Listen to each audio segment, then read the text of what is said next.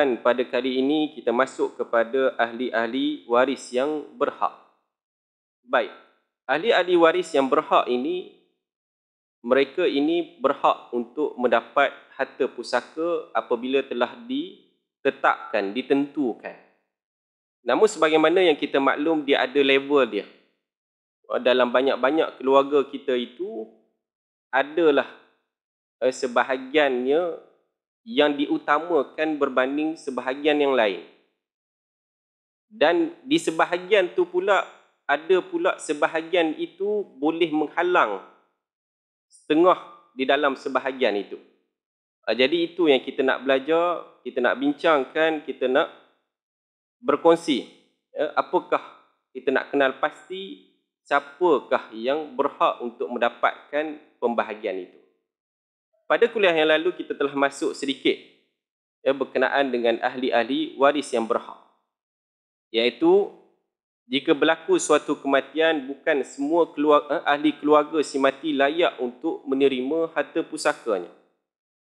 Namun hanya terdapat 25 orang sahaja yang berhak mendapat harta pusaka. Dan ia boleh dibahagikan kepada dua jenis kategori, iaitu yang pertama mengikut kepada jantina. Pada kuliah yang lepas kita dah bincang berkenaan dengan waris di kalangan lelaki.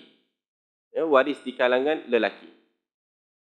Dan yang kedua, mengikut sebab-sebab mendapat pusaka. Ini disebabkan perkahwinan ataupun disebabkan keturunan. Secara ringkasnya, dari sudut kategori jantina, iaitu dibahagikan 15 orang di pihak lelaki dan 10 orang di pihak perempuan. Al-warithuna minar rijal, ahli waris daripada kalangan lelaki. Jadi boleh kita tengok situasi kita masing-masing lah. Situasi kita masing-masing. Jadi dekat situ boleh untuk kita nak tahu kita dapat berapa, siapa yang berhak dapat dan sebagainya. Kalangan ahli waris lelaki ini, yang pertama suami. Suami termasuk di dalam kategori waris. Yang kedua iaitu bapa. Yang ketiga datuk sebelah bapa. Bapa kita ni ada sebelah bapa itu, dia maknanya bapa kepada si mati lah. Jadi datuk ni siapa? Moyang dia. Kalau kat sini baca moyang kepada si mati. Semuanya adalah dinisbahkan. Dinisbahkan kepada siapa? Si mati. Suami si mati, bapa si mati, datuk sebelah bapa si mati. Yang keempat, anak lelaki. Jadi anak lelaki, kalau kita ada anak lelaki, dia termasuk di kalangan ahli waris. Yang kelima, cucu lelaki daripada anak lelaki. Jadi anak lelaki ni dia ada, maknanya cucu kepada si mati. Jadi ada anak lelaki, si mati ni ada anak lelaki, dan dia ada cucu, cucu je berhak untuk mendapat harta pusaka. Namun nanti dia akan dibincangkan, adalah halangan-halangannya kenapa cucu ni tak dapat. Cucu ni boleh tak dapat, ada keadaan-keadaannya yang tertentu. Yang keenam, saudara lelaki seibu sebapa. Ni adik-beradik kita lah. Jadi kita ni ada adik-beradik lelaki pun dapat dan berada di kalangan ahli waris. Yang ketujuh, saudara lelaki sebapa. Jadi mak kita ni, contohnya mak kita, mak saya isteri yang kedua.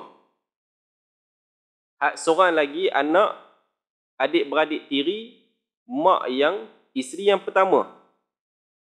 Jadi itu dijadikan dinama istilah dia apa? Adik-beradik tiri. Kan, adik-beradik tiri. Jadi dia namakan sebapa lah. Sebapa. Ataupun saudara lelaki seibu. Jadi bila misalnya sama ada suami, bekas suami dah bercerai, ibu kita ni dah bercerai, kahwin dengan suami yang baru dapat anak lelaki. Jadi anak lelaki adik-beradik tiri itu adalah berhak untuk menjadi ahli waris. Menjadi ahli waris. Baik, itu yang ke-8, dia ada 15. Kita tengok lagi. Yang ke-9, anak saudara lelaki daripada saudara lelaki si ibu sebapa. Maknanya, bila si mati ini, dia ada adik-beradik. Ya, adik-beradik dan dia ada anak. Adik-beradik tu dia ada anak. Jadi, bila dia ada anak, maka dia jadi anak saudara lah. Ya, anak saudara lelaki. Dan demikian juga ya, anak saudara lelaki daripada saudara lelaki sebapa. Bapa saudara si ibu sebapa sebelah bapa. Agak-agak ada tak? Bapa saudara si ibu sebapa sebelah bapa. Jadi maknanya si mati ni dia ada bapa dan bapa dia tu ada adik-beradik. Kan ada adik-beradik. So si bapa saudara ni tadi, si mati ni berhak. Dan bapa saudara sebapa sebelah bapa. Bapa ni. Jadi sama juga sepupu lelaki si mati. Kalau dia ada sepupu lelaki daripada bapa saudara si ibu sebapa. Ini yang bahagian sebelah bapa lah. Bukan sebelah ibu ni tadi. Dan demikian juga sepupu lelaki daripada bapa saudara sebapa sebelah bapa. Namun kebiasaannya 14-14 ini dia tak dapat semua. Kalau ada semua, itu kita nak katakan tadi ada sebahagiannya akan menghalang sebahagian yang lain. Cuma ada kes-kes tertentu bolehlah ada dapat lebih daripada yang ke bawah-bawah ni. 9, 10, 11 ni. 15, tuan yang membebaskan hamba ni. Ni tak relevan lah kita nak bincang sebab kita sekarang ni tak ada hamba. Jadi apabila seseorang itu membebaskan hamba dia, maka bila hamba dia ni ada duit, tiba-tiba meninggal, maka si tuannya, bekas tuannya tadi berhak untuk mendapat harta pusaka si bekas hamba, si bekas tuan dia tadi. Namun tak relevan sebab dah tak ada hamba lah. Dan kita lihat pula isteri. Ahli waris di kalangan perempuan. Tadi ahli waris di kalangan lelaki. Baik. Okey, ahli waris perempuan siapa? Iaitu isteri. Ataupun isteri. Berapa kita akan bincang nantilah. Berapa yang bahagian portion mereka ini. Namun isteri-isteri ini mereka semuanya akan dapat bahagian masing-masing lah. Yang kedua, ibu.